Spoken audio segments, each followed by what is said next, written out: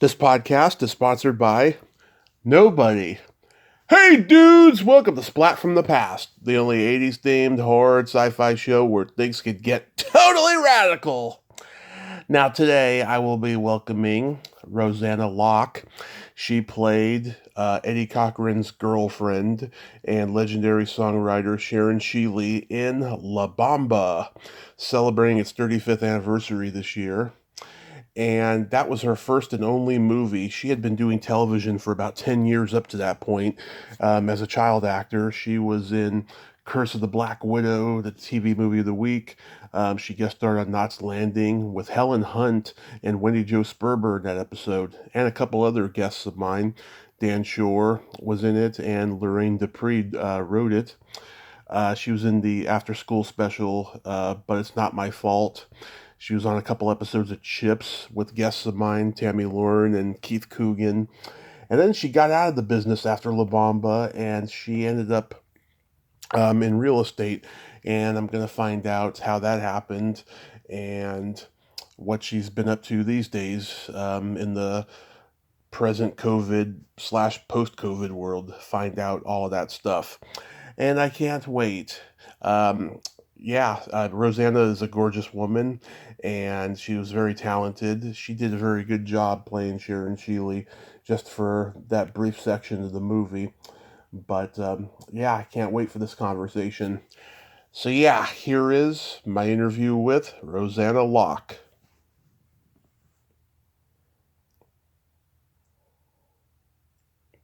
This is Rosanna. Hey, Rosanna, welcome to the show. How are you today? I'm well, Tommy. How are you doing? I am just spectacular. This is such a great honor. Thank you for taking the time today. Of course, it's my pleasure, and the honor is mine. Awesome. So, going back in time, you were pretty young when you started acting. What age did you start gravitating toward acting? I actually did my first acting role when I was 9 years old, and that was for it was for some kind of a series that I couldn't even really tell you the name of, but it was something that I just kind of got thrown into, and I realized I really did love it. Were your parents in the business?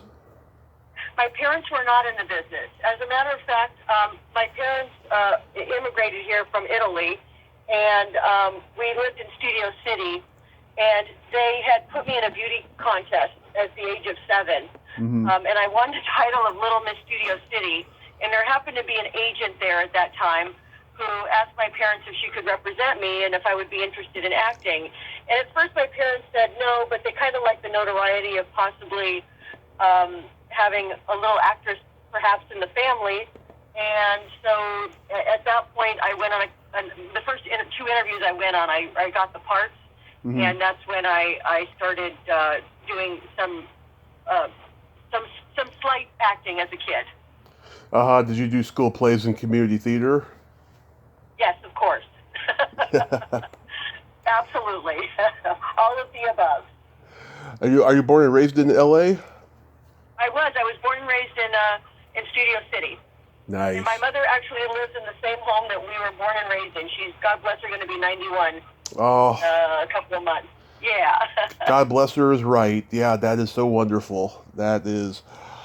So did you do a lot of commercials? I did some commercials. I wouldn't say I did a lot of commercials. I had more of an ethnic look. And growing up, a lot of the commercials really wanted the more all-American girl. Yeah. Really constituted with blonde hair and blue eyes. Yeah. So, I as I got older, I played Marie Antoinette in a Winchell's donut commercial because that's more my look. And so yes, I was able to do some, but more so I did a lot of guest star roles on series and episodics. Yep, which we're going to get into. You made your TV debut in the horror classic Curse of the Black Widow. Yes, I did. That was a great time. Yeah, how was making that? It was great. I was very young, and forgive me, couldn't tell you, but I was probably about 12-ish, Yeah. and I played Donna Mills' niece and Patty Duke Aston's daughter. Right. Who Patty Duke was fabulous to work with. I mean, being a child actress herself, she was one of those people that, when she first met me, she just gave me her words of advice, which still stick to me to this day. She said, as soon as you get the script, just take the time to really memorize it and learn it. Because when you're actually on the set, you want to be able to not have to think about the words, just allow them to come naturally so that your true acting abilities can come through and you're not trying to remember the lines. And I just thought that was such great advice at that time, especially for a young kid. And that story was, it was great because she was basically a black widow, and she kind of turned into a black widow spider at night and went after her prey, which were attractive older men. But I actually, the movie ends where I actually have that gene, and what they did, which was very creative, is they had put an hourglass underneath my belly button, like a prosthetic hourglass, and then they had it breathing like a heart. So they actually had to put a tube within the hourglass and then feed the tube down through my bathing suit, up through behind my bathing suit, and then where a prop person was blowing in and out of that tube in order to make the hourglass breathe. And it was very uncomfortable being a young girl going through, maturing, and it's just like, it was very bizarre, but looking back at it, it was really a great effect. Yeah. I now had the next gene, and I was hoping one day that they would remake that movie, and we could, go into the next level of me now getting to become the Black Widow, but it never occurred. So. Well, at least you had an hourglass figure. You go. That's exactly it. I had an hourglass figure. I'm still trying to keep that up. Wow, they just had a great cast in this. Tony Franciosa, June Lockhart, Jeff Corey, Sid Caesar, Max Gale, Vic Morrow. That's high-priced talent right there. It was. I felt very lucky to be a part of that cast. Yeah, Dan Curtis directed it, and his daughter Tracy was in it. Did you know her? I did not. Like I said, I was a youngin on the set, and didn't really know. Other than those that I worked with, I didn't really have a lot of camaraderie because I was pretty much the newbie, on town, in town, I should say. Yeah. Yeah, in the Bay Area where I'm from, there's a creature feature show, and they've been showing a lot of TV movie of the week horror films lately. I wonder if they'll ever show that one. If they do, they should reach out to you to be on the show to talk about it. Oh, I love it. That would be great. Yes, I would love to do that. And I'm not a huge fan of horror, so it was kind of interesting. But I have to say that it gave me the perspective my whole life. Anytime watching a horror film, I always kind of said, oh, I know how this is all made. It's not real. So, which kind of made it a little bit more palatable for those of us that are scared easily, Yeah. So then you did the $5.20 an hour Dream, where you play a girl in sweater. Yes. I couldn't even really tell you what exactly. I don't really have much remembrance of that or recollection of it, but I mean, I like I said, I really just started working quite a bit. What else do you have on? Where else are you showing there? And I can maybe offer some comment. Well, it had Linda Lavin, Richard Jekyll, Nicholas Pryor, Burt Gilliam, Dana Hill, rest in peace. That was another great cast you had there. Yeah. Yes. Just trying to. Yeah. Go ahead. Yeah. If you don't remember, it's okay. I don't. Then let's see. You did an episode of Knots Landing, and I saw a picture of you and Helen Hunt and Wendy Jo Sperber in that. Yes. That was great. I was hired to play. Basically, the Helen Hunt was starting to date somebody, and I was like the hot little hussy of the town. Yeah. Had a boyfriend who was the musician, Yeah. and so I was basically trying to give her the ropes on what to do on a date and how to make your guy happy. Yeah. So that was pretty much. But the comical thing about that is I was under 16. I was 15 and a half, and I only had a driver's permit. And they put me in a stick shift thing. Now, mind you, at that time, everybody learned how to drive a stick shift because we didn't really have automatics. Yeah. All the kids nowadays do. But I was a new driver. I mean, I could barely drive. And here they put me in this new car. And then to film, it was a convertible thing. And they, off camera, they said, okay, you want to just back it up and bring it back so we can redo the scene? Mm-hmm. And, being like the shy kid, I'm like, I'm not going to say no. I don't really know how to drive that well. I put it in reverse. And I think I hit something, a building, another car. And then they realized, they're like, oh, maybe we shouldn't have her do that. All she should be doing is driving forward and saying her lines. So, that was comical at that time. But Helen Hunt was great working with, another true professional. And, she came from a family that was in the industry, so she really, really knew her stuff. And just a really good person. Very professional to work with, but fun. We had a good time. Yeah, of course, Wendy Jo is no longer with us. She was great at comedy.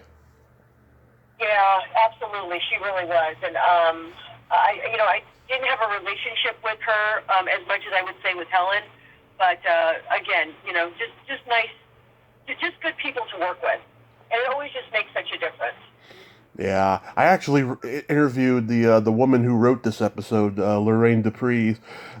She had been in Brian De Palma's Obsession as an actress, and then she wrote for television. Oh. Yeah. Wonderful. I love it. See all the things that you get to learn, and that's wonderful. Yeah. Oh my God, I have found out so much stuff over the last 5 years. I've been doing the podcast. People being in all these domino effect situations. It really does occur that way. It really does. And this is definitely that business of who you know and who you keep in contact with. I've never been very good at that. I've never been a great salesperson of myself. Mm-hmm. So, it's kind of one of those things that I think you can definitely domino effect if you stay on it and are able, and if you're good at that. Yeah. Do you remember guest starring on One Day at a Time? Oh, definitely. Mm-hmm. That was great. Another really, that was, Valerie Bertinelli was really great to work with. And I believe the director of that was Bill Bixby, who was an actor that, definitely that went into directing. And I have to say, to work for a director that has worked with actors, to work with a director who's been an actor, and when he works with actors, it's really a completely different experience because you're really dealing with somebody who knows what they're doing. And that was a comedic bit, and it was really fun to do, and that was all about the timing. And I think Bill really helped me learn about the importance of timing, especially in comedy. Yeah. And I really sucked in a lot of what he had taught. My great aunt was really close friends with the Bixby family. Oh, really? Yeah. Lovely. That's good to know. Yeah, just good people though. You could definitely tell. Yeah, she was head of the craft services at the Hilton in San Francisco. She met celebrities all the time and got to be friends with a lot of them. So yeah. How great! Yes, and those are the ones that take the time to be friendly with everybody on the set. Those are the ones I think that really go down in having wonderful reputations their whole lives. Yeah, and also too, that was when Howard Hessman was on the show. We just lost him recently. Did you work with him? I did work with him, and he was great. I didn't realize that he had passed, but Again, another great comedic actor. And I really enjoy the 5-day shoot. The table read to final live audience production. That's a really another just great aspect of this industry. And it's very different than doing film, but just having that audience participation really does fuel the actor and just helps. It's a really another wonderful way of just being a part of this industry. Mm-hmm. I don't remember this ABC after school special called But It's Not My Fault. Yeah, it was, and I'm trying to recall what exactly my role was in that, but I remember I had to cry, and it was one of those situations where, as a young actor, I was a kid. Especially back in the day, it was not, you weren't really doing method acting because no one had really taught you that. So it was just, you were just trying to think of something that was going to make you sad, and it didn't always work. So with the old trick that they used to use was basically what I call like the Vicks pen, but I don't really know what it's in. But they have it looks like a little vape pen or something where there's Vicks in it, and they blow it into your eyes to make your eyes water and to help you produce tears.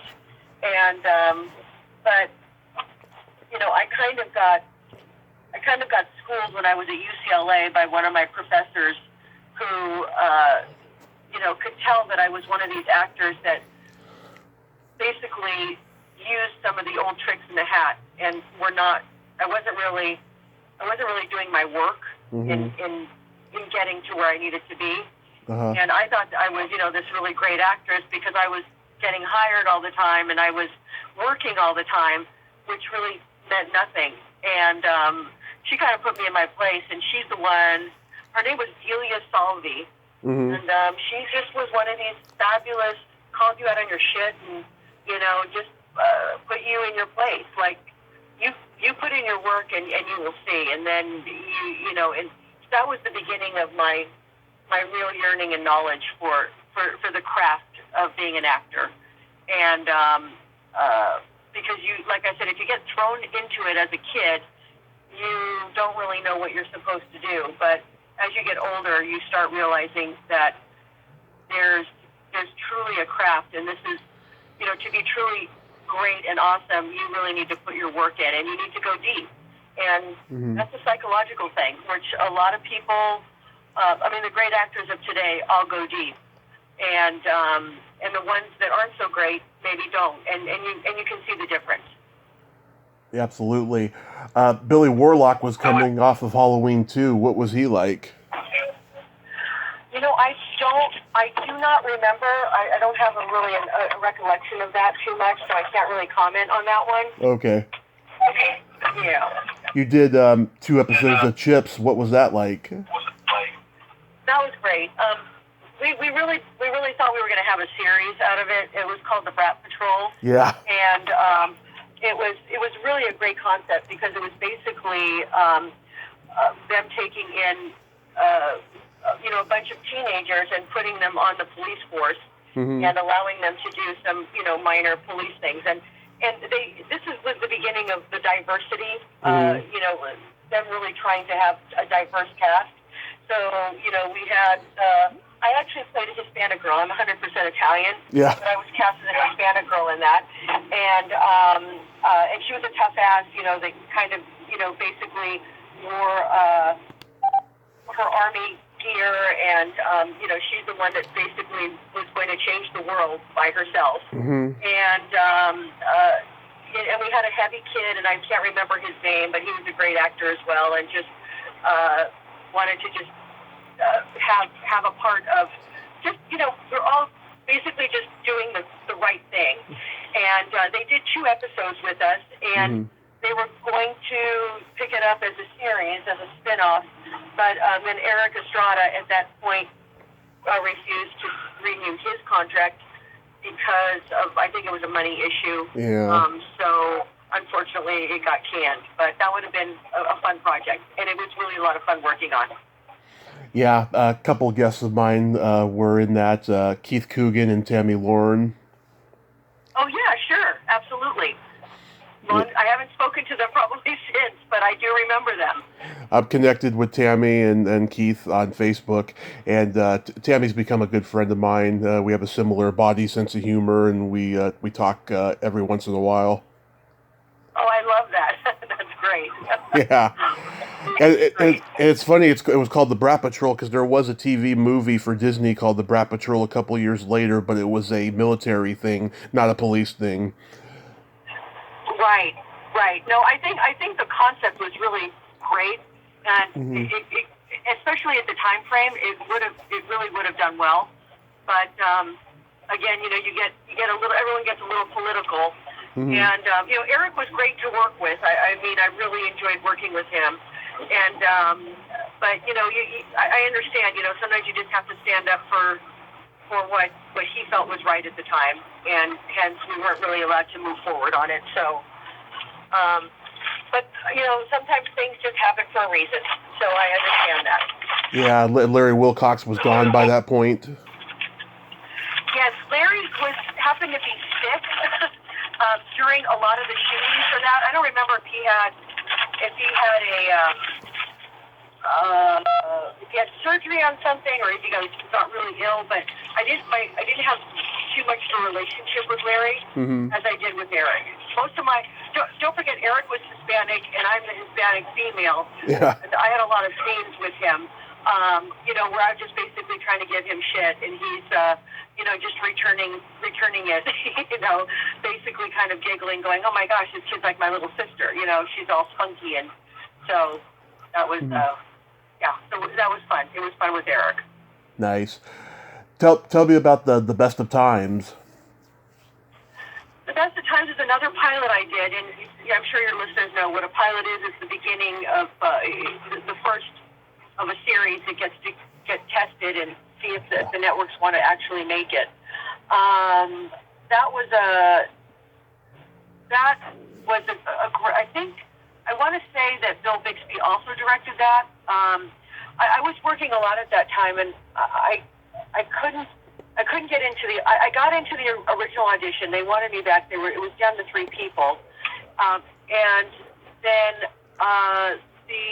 I was filming, I think, Chips at the time, so I couldn't go back for the final screen test.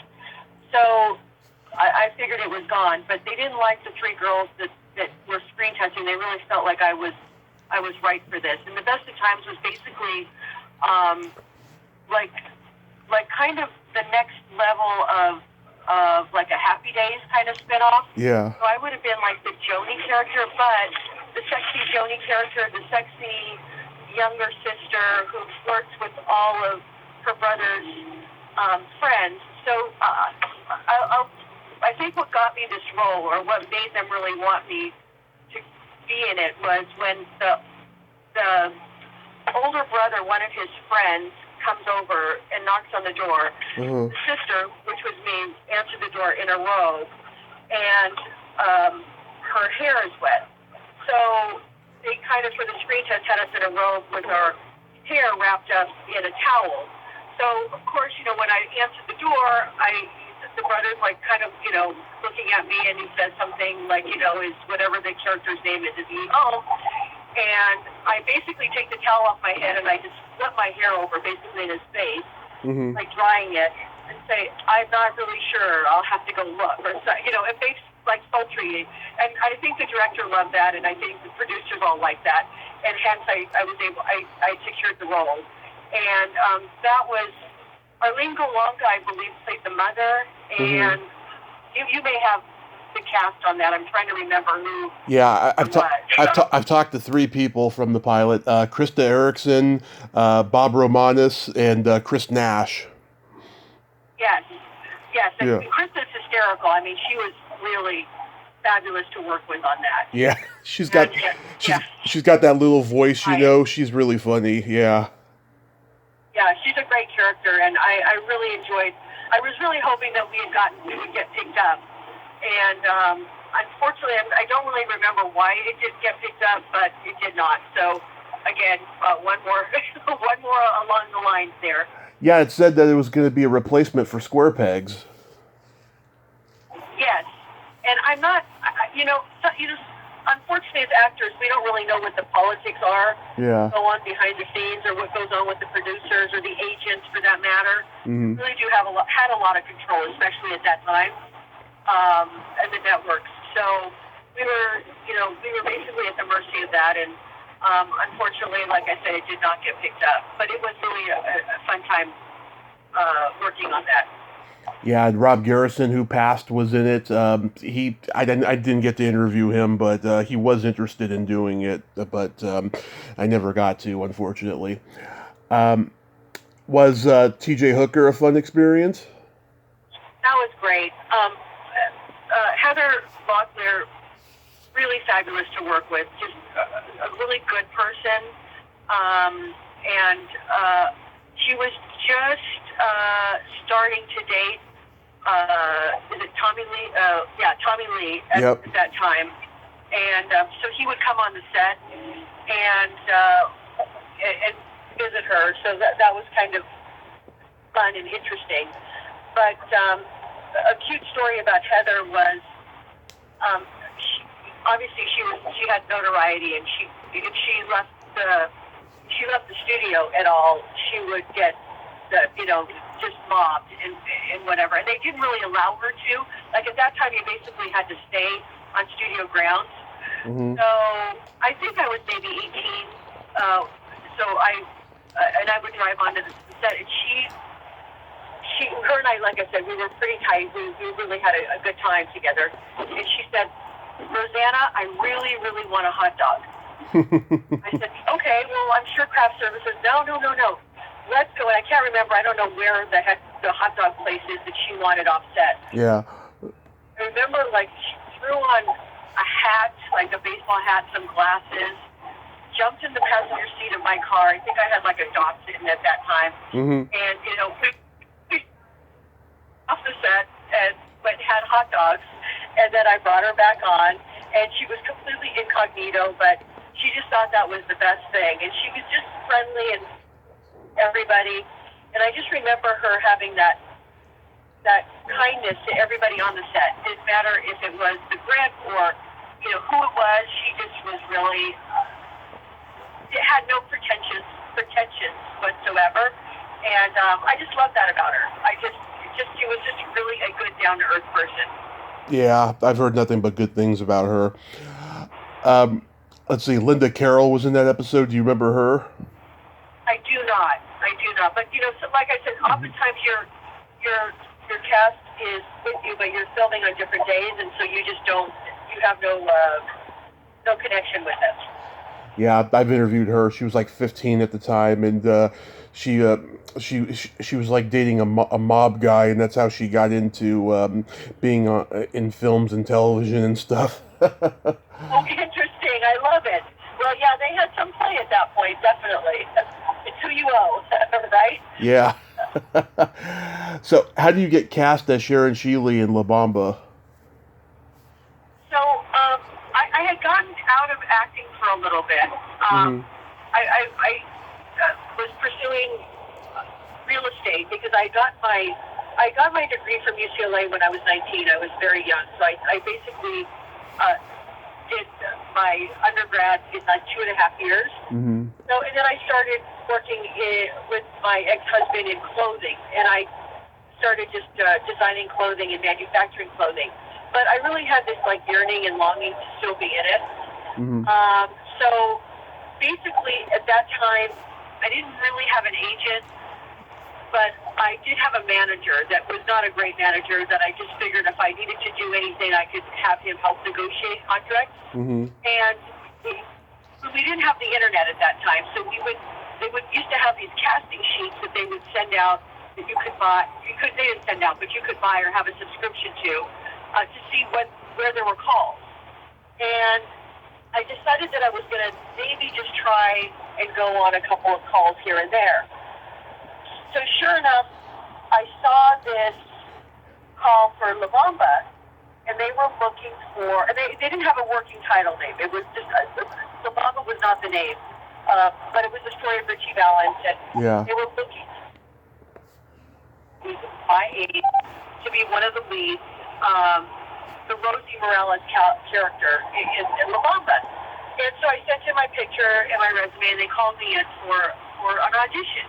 Mm-hmm. And I went in and auditioned, and then I went back like 2 or 3 times for callbacks.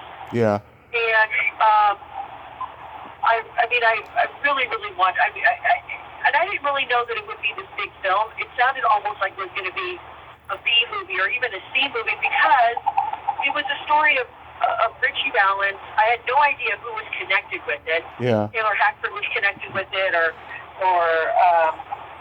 Luis Valdez. I had no idea. And so I think it was probably Luis who said, you're really a great actress. Mm-hmm. And I want to put you in this film, but you're not Hispanic. So it's not going to fly that we're going to put you in the Rosie Morales character because you're not Hispanic. And I said, yeah, but I look at it, I can, this was at the time where it didn't matter what your ethnicity was, and you got to portray. If you were a great actor, you could portray whatever ethnicity. I mean, there were plenty of Italians that were portraying Jews and plenty of Jews that were portraying. I mean, it didn't matter at that time, which I kind of really liked because it really allowed people to broaden their horizons and what they could portray. Now, I mean, it's very specific in the industry, I think, today. I mean, you have to hire that true ethnicity in order to perform in that ethnicity, or you just get reamed by the whole industry and basically by, a lot of the liberal media, I was going to just say. Yeah. But back to La Bamba, they said, however, we have a role that we need for Sharon Sheeley. And Sharon Sheeley, which people don't know, was the girlfriend, fiancée of Eddie Cochran. And Eddie Cochran in this movie was played by Brian Setzer of the Stray Cats, who is fabulous and fantastic. Yeah. And I said, okay. And they said, she's a brunette, a white girl. She is half Italian, but she has given us a provision in doing this movie to portray her. And I said, what's that? She wants to have the final approval of who portrays her. I said, okay. So they set up a meeting. And not only did they set up a meeting, they set up a dinner. And she ended up living in Studio City, which is where I was living at the time. Mm-hmm. And we actually hit it off. She loved me. She's like, you are definitely me as a young kid. And, oh, my God, you have the same spunk. And she really wanted me to understand her essence and her love for Eddie Cochran and how she would basically do everything. She was the not only like his groupie and his everything, but she just was madly in love with him. And Eddie Cochran, for those that don't know, ended up dying in a plane crash with I think it was, I want to say Buddy Holly. Yeah. Yeah. Marshall Crenshaw played Buddy Holly. Pardon me? Marshall. Yeah. So hence, but she gave her blessing, and I was then cast in that. And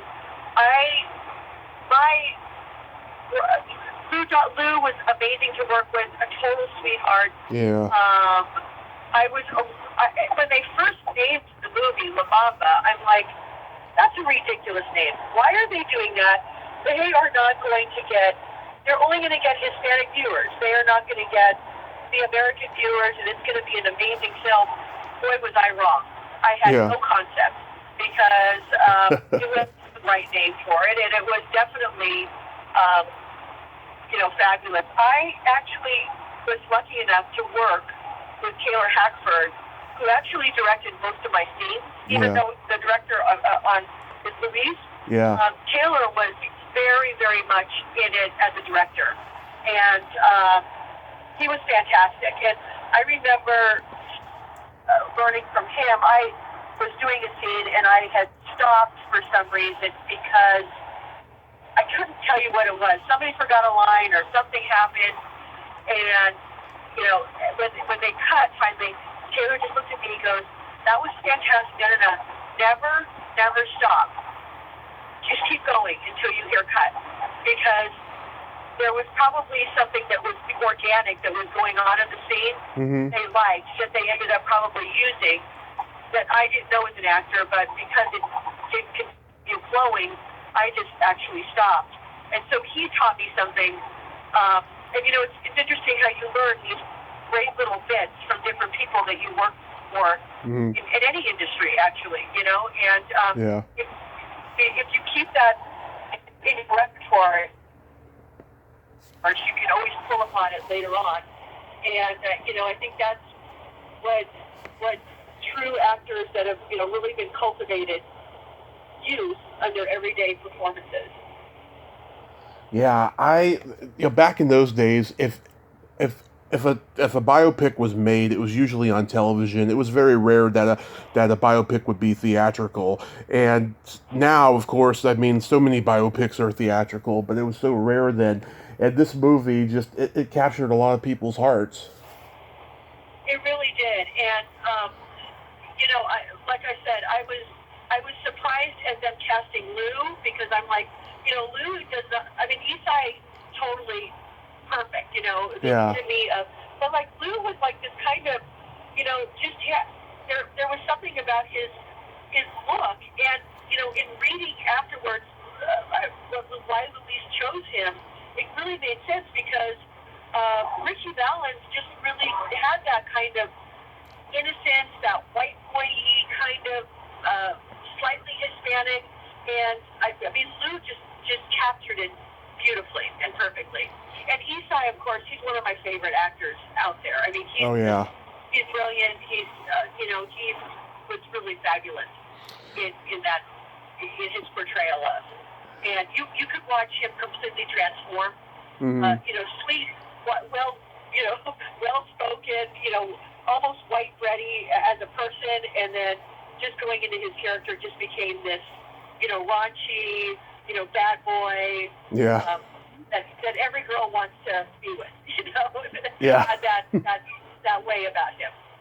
Yeah. In fact, I mean, the real Bob Valens and the family were so emotional on set, they didn't want Lou to get on that plane at the end. Oh, really? Yeah. I didn't realize that. Wow. Yeah. I did not realize that. Yeah, he's it was great. And then Brian Setzer, of course, you know, from the Stray Cats. He loved Cochran, the person the performer who he was portraying, but he wasn't sure he wanted to do the film. And he was telling me that, you know, he really wasn't an actor. Yeah. He was a performer, and he captured it perfectly. And he was really fantastic to work with, just a really good guy as well. And we were offered a commercial. We were going to do a Levi commercial. Oh yeah. Levi's at this time was like the shit. It was like the jean, you know, they had their huge comeback. And if you like look at any old Levi commercials, like especially the European ones, I mean, there's some really fantastic commercials. They were definitely ahead of their time. Yeah. And so they were going to do like a 2-minute or 3-minute commercial where he was going to be Eddie Cochran and I was going to be Sharon Sheeley, wearing, like, putting on our Levi's and getting ready for a concert. It was just this whole, this is before those type of commercials or even music videos were really very, very prevalent. And I was so excited. We were putting the deal together. Our agents were all involved. And then Brian basically said, I can't do a commercial. I just can't do it. And he pulled out. Oh, my God. I was so bummed because I thought it would have just been this great piece of nostalgia and just this beautiful piece of art, really, because at that point they were just doing commercials that were art forms. And, but unfortunately we didn't get to do that, so That's another thing. That's sad, yeah. Did he play songs between takes? It's funny, he did use, when we were on lunch or whatever, he would definitely be strumming his guitar. Yeah. He definitely was one of those people that liked the guitar and used it often. So, and I think it probably was his way of just chilling. Just like some people meditate, some people do their lines, some people like to talk to everybody. I think he was more kind of off to himself, and I do remember him having a guitar in his hand during lunch. Did you meet the real Sharon Sheeley? Oh yes, I hung out with her. As a matter of fact, quite often. Nice. Did she mentor you? She did try to mentor me. I was a very young. I was a very old 23-year-old. At that point, I think I was about 23 when I did this film. Yeah. And she was probably a very young. Maybe she was 50-something, 60-something at that time. I don't really know her age. But she was a little bit of a wild soul. Yeah. And I think I was very straight-laced. I didn't party. I maybe drank a little bit. No drugs, no super hard alcohol. Yeah. And I think she was a little bit of a partier at that time. I kind of remember. So I started breaking my ties after the film. Not because I didn't enjoy her, but I just think she lived maybe a little harder life than I wanted to be associated with. Oh, yeah, that makes sense. But I thought you looked dead on like her. I mean, and she was a gorgeous woman. You're a gorgeous woman. I thought it was just perfect casting. Oh, thank you very much. Yeah, it was. Yeah. It's like I said, they did make her. She wanted the approval of whoever portrayed her, and to get that blessing and have that camaraderie with her was really wonderful. And it was an honor for me as well. Yeah, and Luis Valdez, I mean, he had directed Zoot Suit a few years before, and it was not a huge success. It's great that he got to direct this, even though he had, that one disaster on his resume, and when you have a disaster, usually, it's very hard to get work in Hollywood. Exactly, and I think he definitely proved himself, in this film in La Bamba. He's an excellent director. And, but that's kind of the nature of the business. It's actually the nature of any business. My husband often likes to say, you're as good as your last deal. And you're as good as your last film, and you're as good as your last deal. And unfortunately, people don't like to remember, they don't want to look at the whole picture. They just want to basically look at whatever the last thing was. And, a lot of actors have bounced back from making some terrible decisions in some of their choices as actors, and but the truly good ones, the truly gifted ones, those that stick in it, I think always come back. Absolutely. Can't let it get you down. Yeah.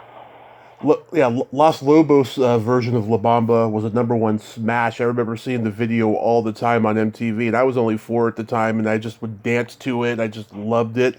And Weird Al parodied it. He called it lasagna. Yes, exactly.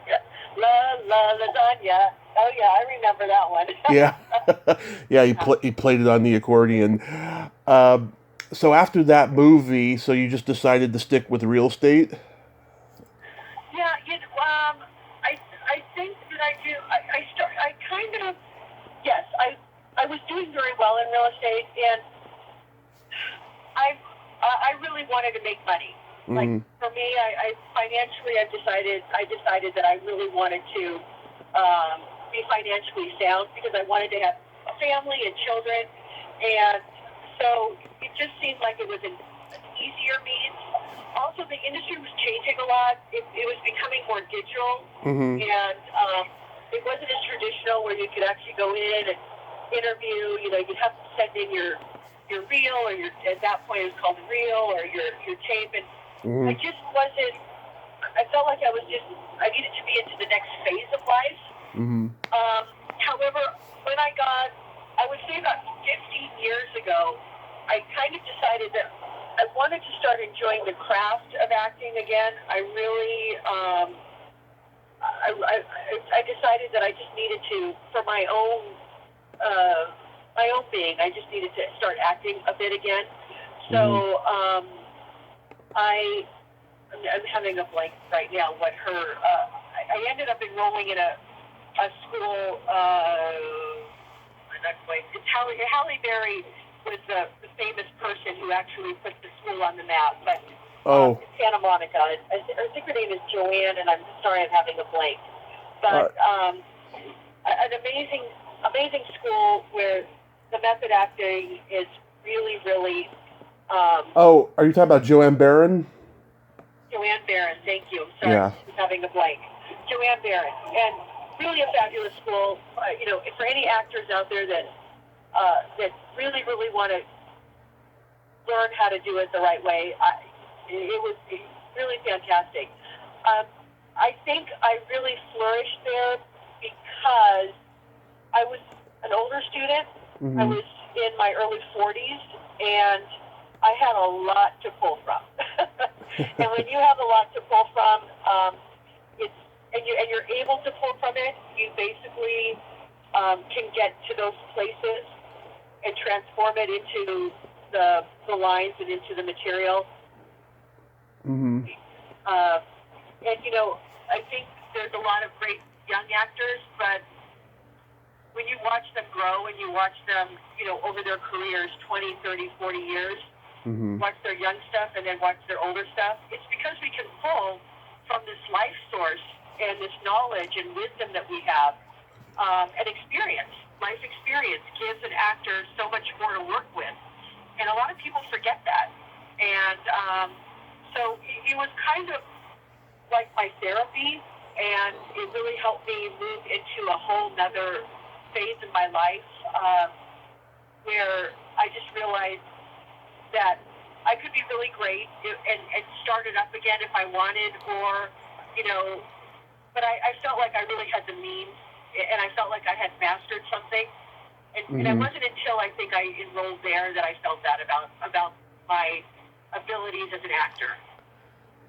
Yeah, I almost got Joanne Barron and her husband D.W. Brown on here a few years ago, but that's a long, complicated story. Okay. But yes, it's definitely a great place to nurture, for sure. Yeah. So in this pandemic, has real estate been really hard to sell lately for you? Well, don't forget I'm an actor, so I can pretty much sell anything. Yeah. Hardest thing to sell was myself. But it was definitely, it was in our world. Like, are people going to still have money? The world has basically stopped.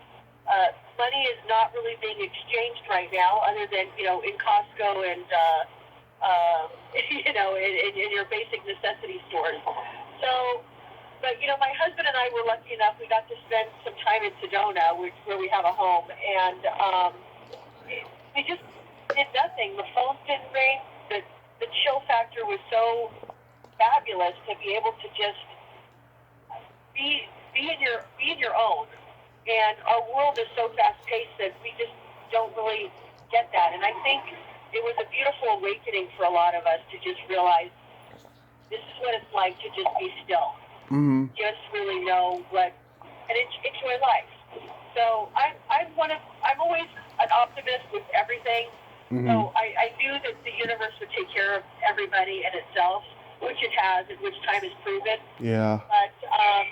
But the uncertainty, I think, gets to people. But, if you just have that faith that it's all going to be all right, it turns out that way. Yeah, I know a lot of actresses from the 80s who work in real estate. They said that it was pretty difficult during the pandemic for them. There's a couple in LA, and then there's one in Colorado. And the last 6 months, they've all been doing pretty good after a slow grind, during the pandemic. Right. And but it's it's on fire now, and it's. the markets are great, and it is what it is. So I think our world is definitely bouncing back, which is a wonderful thing. Absolutely. So it's time to play my secret silly game. This is a series of silly slumber party questions. No win or lose, just pure fun. And Okay. how the game works is I ask you the question, you answer it, and then you ask me that exact same question and I answer it. And feel free to comment on answers. Fair enough. Okay. Okay. Rosanna, are you ticklish? Yes. Don't ask me where. Okay. Are you, Tommy? Are you ticklish? Oh, I'm so ticklish. I've been known to hit people in the groin without warning. Got it. What's your favorite part of the body? It could be anything. Of my body or someone else's body? It could be anything you like. It can even be several. Okay.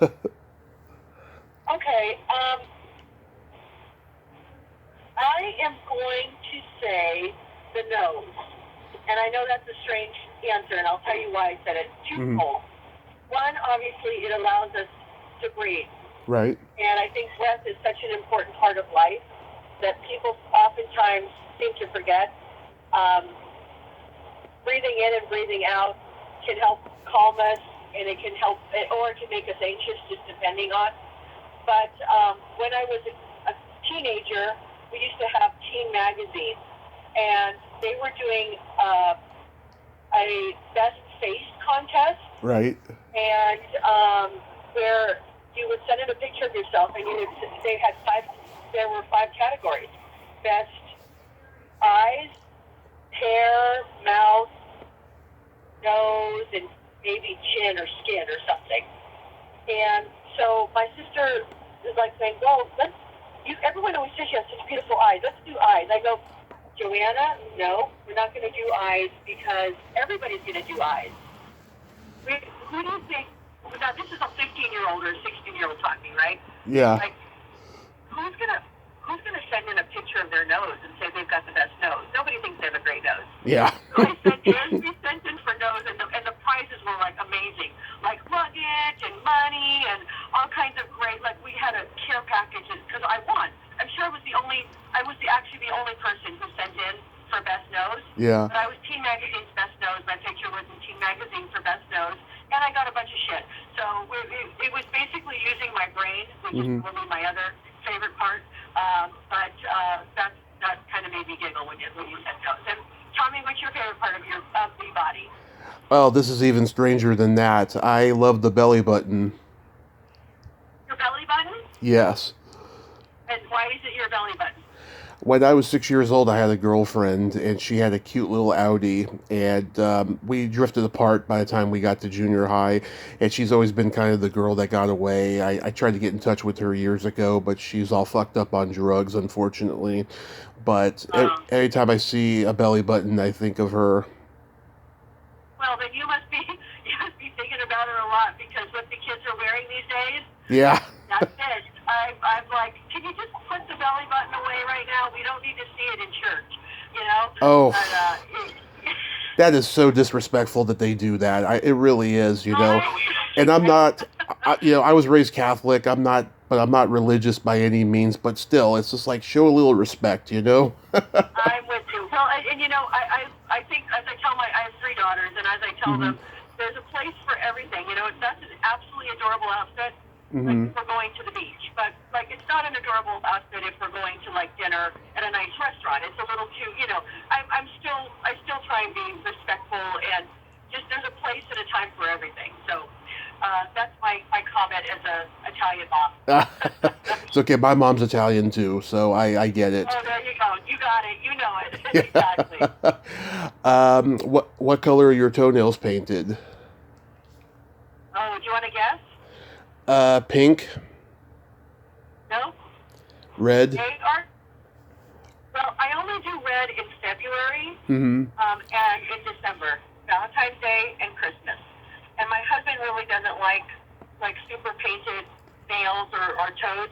So mine are painted. I use this like like skin color. Mm-hmm. So basically, they're nicely manicured, but they're pretty much obsolete. Okay. What color are your toenails painted?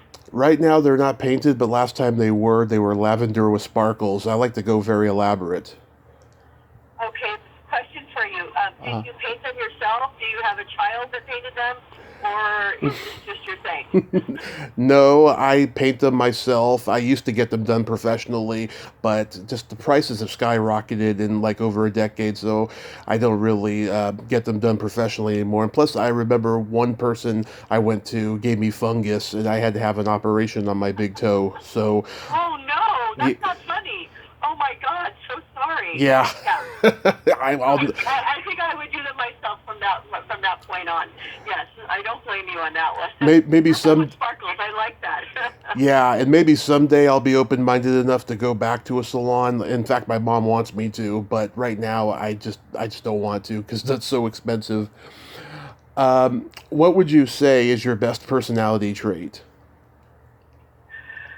My best personality trait. Um, I don't, a person.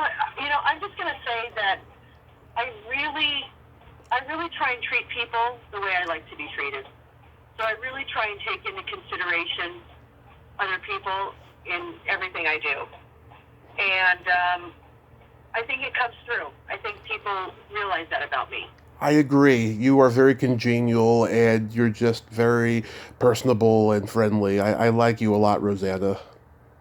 Oh, Tommy, thank you so much. I appreciate that. And I like you a lot. And let me Thank ask you. you, Tommy, what is your best personality trait? I have empathy and I have no filter. I like both of those. Yes. I like both of those, absolutely. And, I think sometimes we need more people in the world that have empathy and that have no filter, or just not I just feel like there's so many people these days that are just so scared to say anything that they're feeling because of how it gets misconstrued. Yeah. And that saddens me. And it's, we're not racist, we're not all these things that people want to brand because someone has a thought of something, and we don't give ourselves enough credit. But we should be able to speak, we should be able to speak our minds on how we feel, and without feeling like we're going to be shot down. And that's sad to me in our society today. Yeah, I mean, from the time I started the podcast 5 years ago, when all this shit was starting to happen, I was like, I don't care what happens. I'm just going to be me, and I'm going to allow others to be themselves. And if other people listening don't like it, fuck them. You know. That's it. Good for you. And I think, and like I said, that's part of making America what it really is. Being able to just say what's on our mind and know that we are not going to be shut down for any reason. So I really love that. Now we get to my favorite question: is there a stinky smell that just makes you gag? Oh yeah. Do you know what tripe is? Yes. In Italian, it's called tripe. In Mexican, it's called, or in Spanish, it's menudo. Mm-hmm. I cannot stand the smell of cow stomach cooking. Yeah. Mind you, I can eat pickled pig's feet. I can eat some of the most bizarre things. I ate a bat in the Seychelles Islands. I am not I can eat weird ass food. Yeah. But that smell of tripe cooking is horrible to me. I cannot stand it. And Tommy, what is yours? It's either farts or feet. But you mean dirty feet? Yes, dirty feet. And sticky farts, because not all farts can be stinky, right? I mean, Um, that's not stinky. I don't know. I mean, I think they're all pretty bad, and it all depends on what you eat. That is so true. That is so true. So I'm going to give you that one. Yeah. Love it. I got a joke for you. Go ahead. What do you call a boy that doesn't masturbate? A boy that doesn't masturbate. A girl? I don't know. Oh, I get that all the time. No, a liar. A liar. Oh, that's good. I like that. So are we going to have to change the word masturbate because the word master is in it? No. Because, we can't, in real estate now, we can't say master bedroom anymore. Oh, yeah? Not allowed to. No, it's because it's the same thing. So when they said masturbate, I'm thinking, is this a master? Is this a master joke? But liar is a good one. I'm going to use that one. Very good. Thank you. Rosanna, you are a national treasure. Thank you so much for coming on today. Oh, Tommy, it was my pleasure, and I feel very honored, and thank you for asking me and including me on your podcast. My pleasure. You have yourself a great day, and please stay safe. I will. You as well. Thank you, Tommy. Bye-bye. Thank you. Bye-bye. Well, there you have it. Rosanna Locke, ain't she a sweetheart? What a great lady, huh? And I'm so glad that we could have this conversation today. Well, until next time, this is Tommy Throwback Kovac saying, there's no shame in living in the past, because the present sucks. Later, dudes.